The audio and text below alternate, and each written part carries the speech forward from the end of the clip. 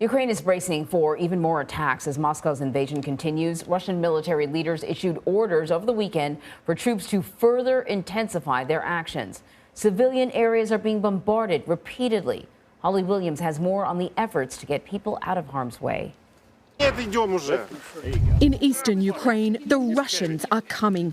Ready, 3, 2, 1, left. So evacuation teams are racing to get the sick and the vulnerable to safety before it's too late.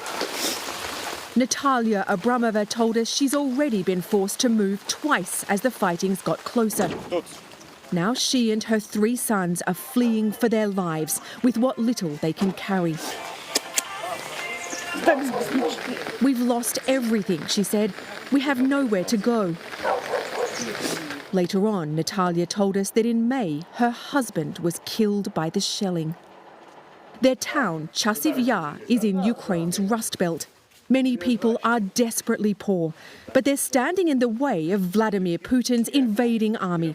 So with a few bags and their family pets, they're leaving nearly everything behind. We're about 15 miles from the front line here, and many of the people being evacuated can't physically move themselves. At times, we heard shelling in the distance, and 2 days before our visit, Chasiv Yar took a direct hit. Ukraine says 48 people were killed in this apartment building. One official called it another terrorist attack by Russia. One of the evacuation team is Tony Demchar from Albany, New York, where he used to work in construction.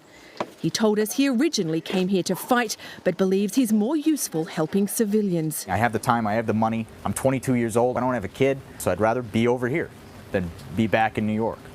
He told us his father was born in Ukraine when it was part of the Soviet Union and fled to America as a child. You could get unlucky doing this work. Absolutely. There's danger everywhere, but I'd rather die helping these people than myself in my own bed when I'm 80 years old going, my God, I could have done something, but I didn't.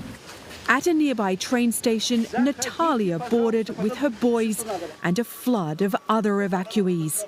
Russia's invasion has brought catastrophe to millions of lives. So Holly Williams is joining us now from Kyiv. Holly, let's just start with the situation on the ground in the Donbass region. I know it's bad, but what are we talking about? Well, you got a glimpse of it there. Those scenes are from the Donbass region. That's what it's like for civilians who are living close to the front line. It's terror, it's despair, and it's incredibly dangerous.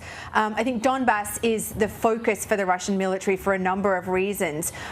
But one of them, very importantly, is that Donbass was part of Russia's justification for this entire bloody invasion. Russia has made unfounded allegations that there was genocide taking place there, directed at Russian-speaking Ukrainians. Certainly Moscow has made it clear that its immediate goal in this conflict is seizing control of Donetsk province. That's where we were in that story you just saw, and then neighbouring Luhansk province. They make up the Donbass region. And when you look at the map where the Russians are, what they've been hitting, it seems that next in the firing line are this sort of series of really sleepy industrial towns, including the one that you just saw in our story, Chasiv Yar, but also Slavyansk and Bakhmut.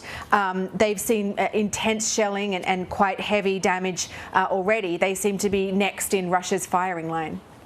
So, Holly, do military officials, defense officials in Ukraine believe that the Russian invasion is entering a more aggressive phase? Well, it's an interesting question. So over the weekend, we heard from Russia's defense minister, Sergei Shoigu, who ordered his troops to intensify their operations in all directions.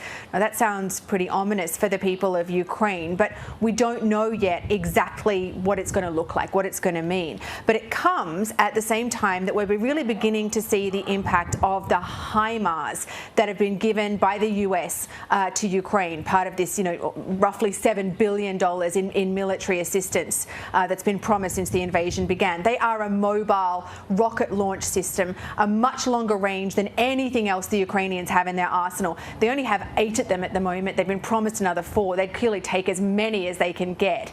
And when we spoke to the defence minister last week, the Ukrainian defence minister last week, he said quite simply that they are game-changing. And what we're seeing is these videos on social media that purport to show the HIMARS in action, taking out, because they have a longer range than anything else in the Ukrainian arsenal, taking out Russian military infrastructure, including places where they're storing ammunition and weapons. And in fact, yesterday we heard from the UK Defence Ministry, and their analysis is that what Russia is doing is in fact reinforcing its positions in response to those Ukrainian attacks. So it does seem that we're entering a new phase in this conflict. But let's see what that actually means and what it looks like on the ground. Holly, before we let you go, I want to talk to you about the breaking news that was coming out of Ukraine from about President Volodymyr Zelenskyy removing Ukraine's general prosecutor and the head of the security service. This is a whole aspect to the war that I did not know about, that there has been an ongoing problem with people working within these 2 departments in particular collaborating with the Russians. Yeah, it's really interesting. So these are 2 very high-profile, very high-ranking officials. In fact, one, the head of state security, Ivan Bakanov, is a childhood friend of President Zelenskyy, and they worked together at his media company that was kind of the springboard for Zelenskyy to become president. So it's a big deal that he's sacked both of them. And the justification for the sackings, according to President Zelenskyy, was hundreds of treason cases within their 2 departments. And what President Zelenskyy claims was 60 employees working for the security service in areas under Russian occupation who have effectively switched sides. So look, what I think it shows is that we know there's a front line in this invasion where people are losing their lives, but there's a separate war being fought as well. I think an information war, a shadow war. We often don't know a lot about it, but I think that's what this case certainly highlights. Yeah, I thought it was very, very interesting and very concerning. Holly, thank you.